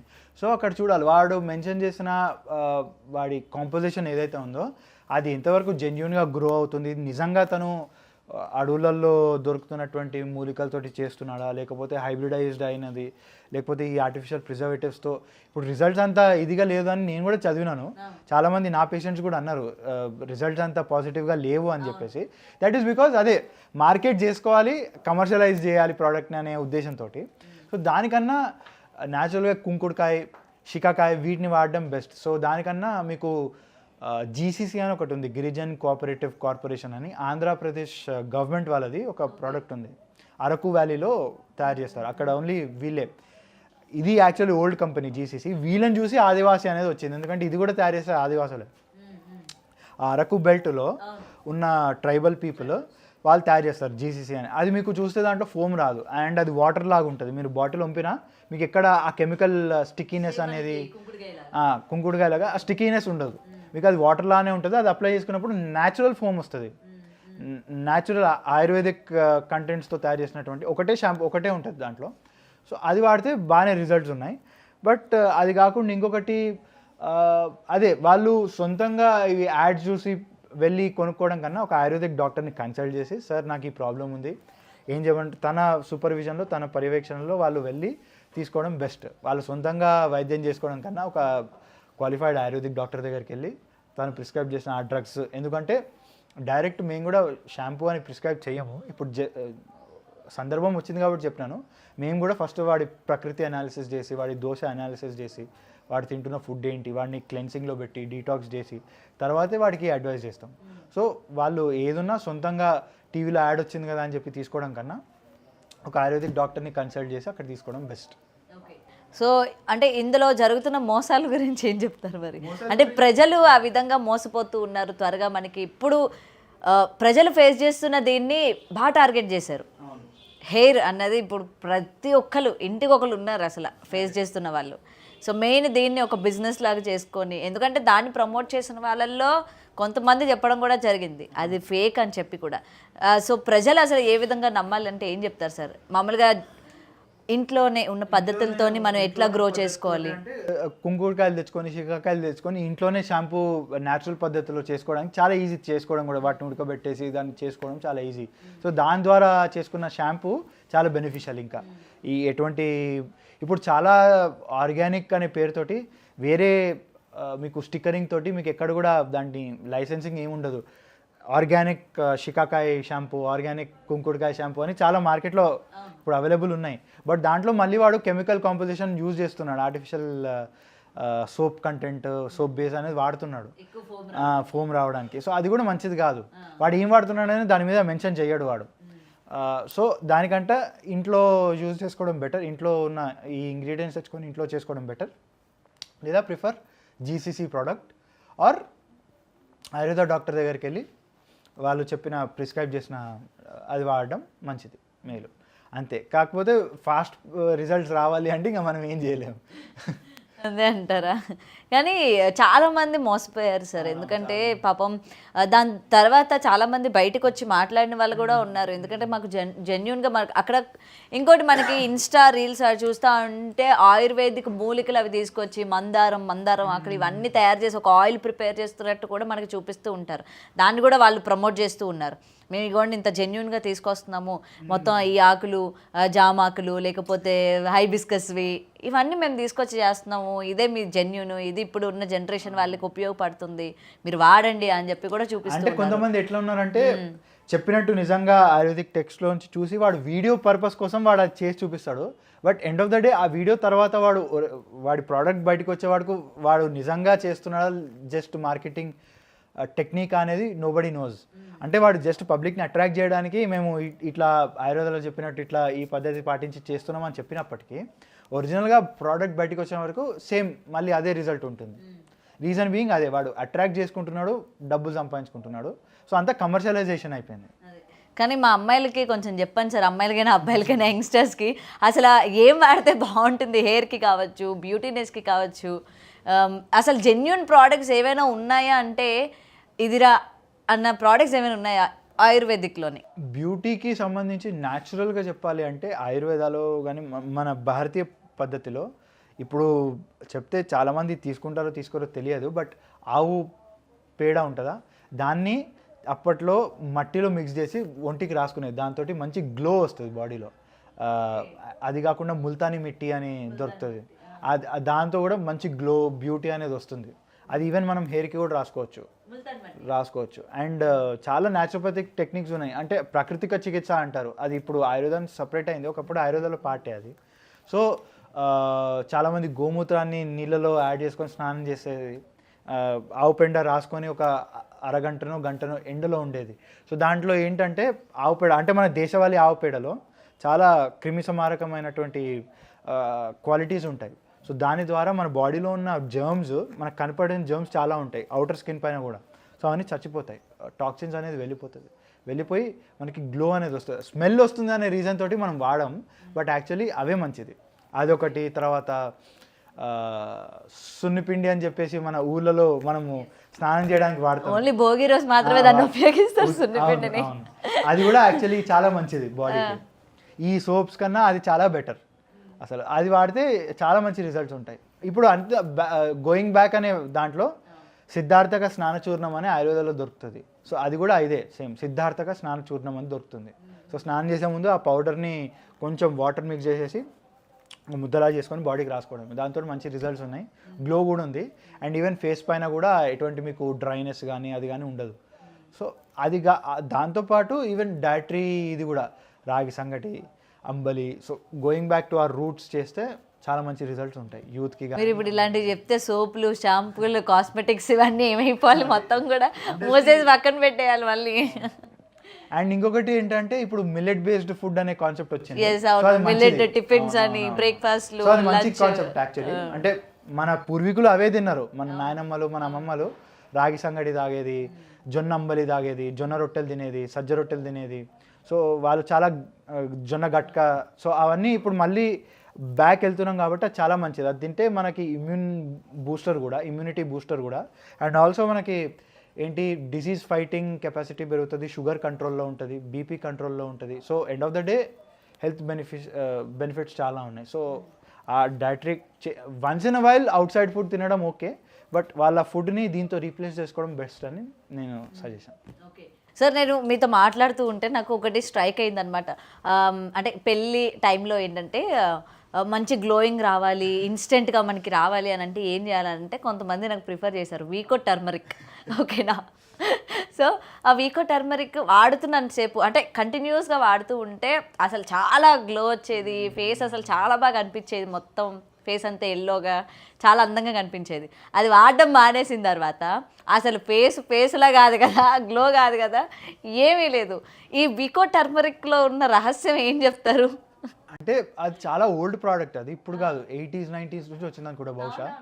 చాలా అప్పట్లో జెన్యున్గా ఉండేది, 80s 90s పీరియడ్లో చాలా జెన్యున్గా ఉండేది. మళ్ళీ ఇప్పుడు అదే చెప్తున్నా కదా, దాని గురించి ఎప్పుడైతే మౌత్ పబ్లిసిటీ పెరిగిపోయిందో సో వాడు కమర్షియలైజేషన్ చేయడం స్టార్ట్ అయ్యి, సో దాంట్లో చేంజెస్ వచ్చినాయి, ప్రోడక్ట్లో చేంజెస్ వచ్చినాయి, హర్బ్లో చేంజెస్ వచ్చినాయి, పొల్యూషన్ ఒకటి, గ్రోయింగ్ టెక్నిక్స్ ఒకటి, ఫార్మింగ్ టెక్నిక్స్ ఒకటి, అవన్నీ మారుతూ ఉన్నప్పుడు దాంట్లో కూడా క్వాలిటీ అనేది మార్పులు వచ్చినాయి, కెమికల్స్ యాడింగ్ అనేది వచ్చింది. వాడు బల్క్లో తయారు చేయాలి, ఇవాళ రేపు ఇంత పబ్లిక్ డిమాండ్ని మీట్ కావాలంటే వాడు కూడా అవును ఇన్స్టెంట్ కదా. సో దాంట్లో చేంజెస్ వచ్చి ఇట్లా అవుతుంది. ఎందుకంటే మా పేరెంట్స్ చెప్పేవాళ్ళు వీకో టర్మరిక్ వాడు అప్పుడు బాగుండేది రిజల్ట్స్, ఇప్పుడు మారిపోయిందని నేను చాలామంది నుంచి విన్నా. ఎందుకు ఆ చేంజెస్ అంటే ఇదే రీజన్. సో ఏదైనా జనాలు పెరుగుతున్న కొద్దీ, డిమాండింగ్ పెరుగుతున్న కొద్దీ దానిలో ఉన్నది తగ్గిపోతూ ఉంటుంది అనమాట. ఓకే, సో ఏదైనా సరే అసలు జనాలు ఎలా మోసపోతున్నారు, రీసెంట్గా చాలా చూస్తూ ఉన్నాం. ఆయుర్వేదిక్ అని చెప్పి ఆ పేరు తీసుకొచ్చి ఎన్ని ప్రోడక్ట్స్ జనాల్లోకి తీసుకెళ్తూ ఉన్నారు. జనాలు కూడా ప్రజెంట్ వాళ్ళు ఫేస్ చేస్తున్న వాటి మీదే ఇది మనకి సొల్యూషన్ అని చూపించేసరికి వాళ్ళు కూడా ముందు వెనక ఆలోచించట్లా, వాడేసి తర్వాత బాధపడుతూ ఉన్నారు, తర్వాత బయటకు వస్తూ ఉన్నారు, అయ్యో మేము ఇది వాడాము, అయ్యో ఇలా అయిపోయింది, మా హెయిర్ మొత్తంకి పోయింది, నా ఫేస్ పోయింది అని చెప్పి. ఒక రకంగా అది ఆయుర్వేద మీద ఒక బ్లాక్ మార్క్. ఇట్లా చేయడం వల్ల ఆయుర్వేదాకి చెడ్డ పేరు వస్తుంది, వీళ్ళు చేయబట్టి ఆయుర్వేదాకి చెడ్డ పేరు వస్తుంది. ఈ ఫేక్ పబ్లిసిటీ, ఫేక్ మార్కెటింగ్ వల్ల జెన్యున్గా ఉన్న ఆయుర్వేదిక్ ప్రాక్టీషనర్స్ కావచ్చు, జెన్యున్గా ఉన్న కంపెనీస్ కావచ్చు, చాలా ఓల్డ్ కంపెనీస్ ఉన్నాయి ఆయుర్వేదాలో, ట్రస్టెడ్ కంపెనీస్ ఉన్నాయి. ఇప్పుడు మీకు ఎగ్జాంపుల్ ఇస్తా, చ్యవన్ప్రాష్ అని మీకు బాగా పబ్లిసిటీ చేస్తారు. చ్యవన్ప్రాష్ తీసుకుంటే ఇమ్యూనిటీ బూస్టర్ అని. రియల్గా ఆయుర్వేదాలో ఇమ్యూనిటీ బూస్టరే, నో డౌట్ అబౌట్ ఇట్. దాంట్లో ఏంటి 40+ హర్బ్స్ వాడి ఒరిజినల్గా మనము farm grown, organically grown products వాడి దాన్ని యూజ్ చేస్తే చాలా మంచి ఎఫెక్ట్స్ ఉన్నాయి. బట్ ఇప్పుడు డాబర్ చ్యవన్ప్రాష్ అని, ఇదని అదని చాలా వచ్చినాయి మార్కెట్లో. డాబర్ అనే కాదు, not to take any companies name, ఏదైనా చాలా వచ్చినప్పుడు అది వాడుతున్నప్పుడు మాకు రిజల్ట్ లేదా, నార్మల్ ఏదో జామ్ లాగా ఉంది కదా తింటున్నామని అయిపోయింది. ఒరిజినల్గా వాడినప్పుడు ఆయుర్వేదాలో ఎంత క్వాంటిటీలో బెల్లం వేయాలి, ఎంత క్వాంటిటీలో ఇది వేయాలని వచ్చింది. ఇప్పుడు ఆర్టిఫిషియల్ స్వీట్నర్స్ అనేది రీప్లేస్ చేసింది, natural sweetening ఏజెంట్స్ని artificial sweeteners replace చేసింది. మళ్ళీ షుగర్ ఫ్రీ పేషెంట్స్ కోసం ఇది అది అని షుగర్ ఫ్రీ చ్యవన్ప్రాష్ అని అట్లా వచ్చినప్పుడు సో దాంట్లో ఉన్న ఒరిజినల్ ఆ మెడిసినల్ వాల్యూ ఏదైతే ఉందో అది పక్కకి వెళ్ళిపోతుంది. కమర్షియలైజేషన్ అనేది పెద్ద పెట్టారు, దానివల్ల ఆయుర్వేదాకి చెడ్డ పేరు వస్తుంది. సో ఇది నేను చ్యవన్ప్రాష్ ఎగ్జాంపుల్ చెప్పడానికి ఏంటంటే, చాలామంది అంటారు చ్యవన్ప్రాష్తో ఏం యూజ్ లేదు, మీరేమో ఇమ్యూనిటీ బూస్టర్ అని. సో మేమే దాన్ని కౌంటర్ చేయలేకపోతున్నాం. చాలామందికి చ్యవన్ప్రాష్లో ఇంత కల్తీ జరుగుతుంది. సో అట్లా చాలా ఆయుర్వేదిక్ ప్రోడక్ట్స్ ఉన్నాయి డైలీ యూజ్లో, టూత్ పేస్ట్ దగ్గర నుంచి ప్రతిదీ కూడా. అవును, అట్లా అయిపోయింది. అదే నిజంగానే మెయిన్ అది చూడగానే మనకి ఆయుర్వేదిక, దీనివల్ల పంటి నొప్పి తగ్గిపోతుందా, ఇందులో లవంగం ఉంది, అది ఉంది, ఇది ఉంది అని చెప్పి కూడా మొత్తం. అవును అవును, ఎందుకంటే మా ఇంట్లోనే ఉన్నారు సార్, ఇందా తీసుకొచ్చిన ఒక బ్రాండ్ ఉందా డాబర్, జస్ట్ పంటి నొప్పి వచ్చినా సరే అదే తీసుకొచ్చి పెట్టేస్తా ఉంటారు, ఇది ఆయుర్వేదికే, చూడు ఇన్ని ప్రోడక్ట్స్ యూజ్ చేస్తున్నారు వీళ్ళు అని చెప్పి. మీకు డాబర్ రెడ్ అని మీకు పౌడర్ దొరుకుతుంది, అది చాలా బాగా పనిచేస్తుంది. బట్ అగైన్ వేరే కంపెనీస్ అట్లాంటి సిమిలర్ ప్రోడక్ట్తో వచ్చినప్పుడు చేయలేకపోతున్నారు. ఇప్పుడు ఆ డాబర్ది చాలా పేరున్న కంపెనీ, చాలా ఓల్డ్ కంపెనీ, 80-90 years హిస్టరీ ఉంది. సో దాంట్లో ఇప్పుడు అన్ని కంపెనీస్లో కొన్ని డ్రగ్స్ చాలా బాగుంటాయి. సో మేము ఆ కొన్ని డ్రగ్స్ని ప్రిఫర్ చేస్తాం. ఒకటే కంపెనీ ప్రిస్క్రైబ్ చేయాలంటే మా వల్ల కూడా సాధ్యం కాదు, ఎందుకంటే కొన్ని చాలా బాగా పనిచేస్తాయి, కొన్ని వేరే కంపెనీలో పనిచేస్తాయి. సో మేము ప్రిస్క్రిప్షన్ రాసినప్పుడు కూడా డిఫరెంట్ కంపెనీస్వి బెస్ట్ ఇవి ప్రిస్క్రైబ్ చేస్తాము. సో డాబర్ రెడ్ టూత్ పౌడర్ని చాలా కంపెనీస్ ఇమిటేట్ చేసినాయి. సో దాని లాంటిదే రెప్లికాస్ తీసుకొచ్చి చేసినప్పుడు ఏమైంది, ఈ ఒరిజినల్ ప్రోడక్ట్కి కూడా చెడ్డ పేరు వస్తుంది. అరే తెలియని వాడు ఏమనుకుంటాడు, ఇది అది ఒకటే అనుకుంటాడు, లేబులింగ్ స్టిక్కర్ అంతా సేమ్ ఉంటుంది. సో కంపెనీ నేమ్ స్లైట్గా డిఫర్ అయిపోయి ఉంటుంది. సో దానివల్ల ఆయుర్వేదాకి చెడ్డ పేరు వస్తుంది, ఆ కంపెనీకి చెడ్డ పేరు వస్తుంది. సో ఇదంతా అదే మార్కెటింగ్ స్ట్రాటజీస్, టెక్నిక్స్. అంతే సరే, ఇవాళ చెప్పుకుంటూ పోతే చాలా ఉన్నాయి ఇందులోని. ఇప్పుడు మనం ఎక్కువ చెప్తే కూడా కంపెనీస్ మన ఇంకా పడతాయి. ఇప్పుడు పండుగ సార్ మంచిదేగా మనకి, అసలు ఏం వాడుతున్నారు, ఏం చేస్తున్నారు అని చెప్పి మొత్తం ప్రజలకి తెలుస్తుంది.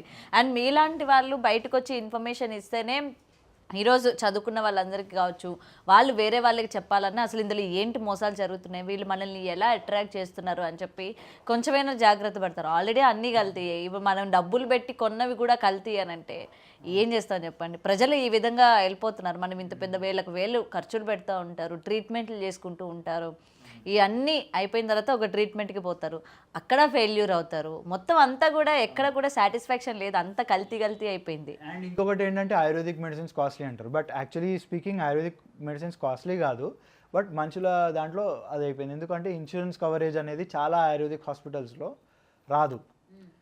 బ్యాంక్స్ కూడా ఆయుర్వేదిక్ ట్రీట్మెంట్స్కి ఇన్సూరెన్స్ కవరేజ్ అనేది వాళ్ళ పాలసీలో ఉండదు.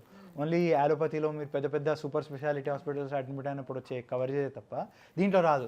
సో పేషెంట్కి ఆ బర్డన్ పడుతుంది, సో నేను పెట్టింది క్లెయిమ్ చేసుకోలేను అనేసి. అండ్ ఇంకొక మెయిన్ రీజన్ ఏంటి అంటే ట్రీట్మెంట్స్ టైం టేకింగ్ అని ఒకటి చెప్పినాను. అండ్ ఇంకొకటి మనం పేషెన్స్ ఇవ్వాలి, అంత ఇది లేదు అండ్ నేను ఇంత డబ్బులు షెల్ అవుట్ చేయాలి, నాకు రిజల్ట్ వస్తుందో రాదో అని ఆ ఒక నెగటివ్ థాట్ వల్ల వాళ్ళు దీనికి మక్కువ చూపెట్టలేకపోతున్నారు. మెయిన్ అదే. బట్ ఏంటంటే ఇప్పుడు మీకు ఒక ఎగ్జాంపుల్ చెప్తాను. పైల్స్, ఫిస్టులా ఉందా దాన్ని మీరు ఆయుర్వేదాలో అయితే రికరెన్స్కి 0% స్కోప్ ఉంటుంది. అదే మీరు వేరే మెడికల్ పద్ధతుల్లో అలోపతి దాంట్లో వెళ్తే వాళ్ళు చేసే అడ్వాన్స్డ్ ప్రొసీజర్స్ ద్వారా కూడా వాళ్ళు క్లియర్గా చెప్తారు రికరెన్స్ అనేది పాసిబిలిటీ ఉంది అని. బట్ ఆయుర్వేదాలో లేదు. ఎందుకంటే మేము ఇప్పటికీ సర్జరీ సుశ్రుతుడు చెప్పిన ఫార్మాట్లోనే చేస్తున్నాము. సో దానివల్ల ఎటువంటిది ఉండదు. ఎందుకంటే మేము క్షారసూత్ర అనే ఒక కాన్సెప్ట్ ద్వారా చేస్తాం అనమాట. అంటే మీకు పైల్స్లో ఏంటి జనరలీ ఒక మాస్ బయటకు వచ్చేస్తుంది, ఒక ముద్దలాగా, మాంసపు ముద్దలాగా మీకు బయటకు వస్తుంది. సో దాంట్లో పస్సు నిండిపోయి ఉండడము, అట్లా డిసీజ్డ్ అట్లా ఉంటుంది. సో దాన్ని మేము ఏం చేస్తాము, ఒక కాటన్ థ్రెడ్ తీసుకొని దానికి క్షార అంటే ఆల్కలైన్, కొన్ని చెట్లలో ఆల్కలైన్ సబ్స్టెన్స్ ఉంటుంది. దాంతో ఆ థ్రెడ్ని మేము కోటింగ్ చేసేస్తాం, రిపీటెడ్ కోటింగ్స్ చేసేసి దాన్ని తీసుకెళ్ళి సర్జికల్ పద్ధతిలో దాన్ని టై చేసేస్తాం అనమాట ఆ ముద్ద చుట్టూ. సో ఇప్పుడు హరిద్ర అంటే పసుపు క్షారం కావచ్చు, లేదా అపమార్గ క్షార అని చెప్పి అంటారు. అపమార్గ క్షార కూడా ఒక ఉంది. సో దాని ద్వారా ఏంటంటే టై చేసినప్పుడు ఆ మాంసపు ముద్దలో ఉన్నటువంటి పస్ అనేది ఏదైనా డ్రైన్ అయిపోతూ ఉంటుంది. సో మీకు మినిమల్ ఇన్వేజివ్ అంటే పెయిన్ ఉండదు అండ్ అంత మేజర్ సర్జరీ చేయాల్సిన అవసరం లేదు. పస్ డ్రైన్ అవుట్ అయిపోతుంది అండ్ కొన్ని రోజుల తర్వాత అది కంప్లీట్గా హీల్ అయ్యే వరకు న్యాచురల్ హీలింగ్ ప్రాసెస్ ఉంటుంది. అండ్ కంప్లీట్గా హీల్ అయ్యే వరకు మేము ఆ థ్రెడ్స్ మారుస్తూ ఉంటాం every 3 days or every 2 days based on the severity. So దాంతో కంప్లీట్గా 100% క్యూర్ అనేది ఆయుర్వేదాలో ఉంది. సో ఈ పద్ధతిలో ఇప్పటివరకు సక్సెస్ రేటే హై ఉంది, బట్ ఫెయిల్యూర్స్ చాలా తక్కువ ఉన్నాయి. డాక్టర్ నెగ్లిజెన్స్ తప్ప ఈ ప్రొసీజర్లో 100% సక్సెస్ రేట్ ఉంది. సో ఇట్లా చెప్తే చాలా ఉన్నాయి ఆయుర్వేదాలో, బట్ ఏంటంటే తెలియట్లేదు జనాలకి. అదే మెయిన్ సక్సెస్ రేట్ ఉంటుంది అన్న విషయం తెలియదు వాళ్ళకి, అందుకనే వెనకడుగేస్తూ ఉంటారు మెయిన్ ప్రిఫరెన్స్ ఇవ్వడానికి కూడా. అండ్ ఇంకొకటి ఏంటంటే ఆయుర్వేదిక్ మందులు తీయగా ఉండవు, చేదుగా ఉంటాయి, అదొకటి. సో నేను ఈ చేదు కషాయాలు తాగలేను, ఈ చేదు టేస్ట్ అంటారు. But end of the day anything that is sweet is harmful. మీకు తెలిసిందే కదా, స్వీట్స్ మంచిది కాదు. సో చేదున్నదే మన బాడీకి మంచిది. అండ్ ఈవెన్ ఇంకొకటి ఏంటంటే ఇప్పుడు ఆర్గానిక్ అని నేను చెప్పినప్పుడు organic cold pressed wooden pressed oils వస్తున్నాయి. అండ్ ఆర్గానిక్ పద్ధతిలో అవి వాడు ఆ మషీన్లో చేసే పిండ్లు అవన్నీ వస్తున్నాయి, అవన్నీ కాస్ట్లీ. సో నేను అంత డబ్బులు పెట్టి ప్రిఫర్ చేయలేను అని ఒకటి వచ్చింది. But if you want luxury you need to pay. So Ayurveda treatment is also ఆ లగ్జరీ ట్రీట్మెంట్. మీకు రూట్ కాజ్ నుంచి కావాలంటే కాస్ట్లీ ఇన్ ద సెన్స్ ఉంది, కాస్ట్లీ, కొన్ని కమర్షియలైజేషన్ వల్ల కాస్ట్లీ అయిపోయింది. అండ్ ఈవెన్ చాలామంది ఏంటంటే డాక్టర్స్ కూడా మేము ఆ ట్రీట్మెంట్ చేయాలి అంటే ప్లేస్ని రెంట్ అవుట్ చేసుకోవాలి. సో రెంట్స్ మీట్ అవ్వాలి. ఇప్పుడు ఎగ్జార్బిటెంట్ రెంట్స్ ఉన్నాయి. అండ్ ఆ చేసే థెరపిస్ట్కి శాలరీస్ ఇవ్వాలి అండ్ కరెంట్ బిల్ అవన్నీ. సో దానివల్ల ఎక్సీడ్ అయిపోతుంది. But Ayurveda is a permanent solution అంతే. సో ఏదైనా సరే దీని నుంచి ఏంటంటే ప్రజలకి కొంచెమైనా అవగాహన కలగాలి. And what is right, what is wrong, దేన్ని మనం నమ్మాలి, దేన్ని నమ్మకూడదు అని చెప్పి కూడా తెలుసుకోవాలి అని చెప్పి ఇవాళ మీ ఇన్ఫర్మేషన్ని నేను కొంచెం తీసుకున్నాను, జనాలు కొంచెం ఇచ్చాను. ఎనీవే, అండ్ మీ వాల్యుబుల్ టైంని మాకు కేటాయించినందుకు కూడా thank you so much sir, and thanks for the information. Thank you. For more videos like this, subscribe Big TV channel.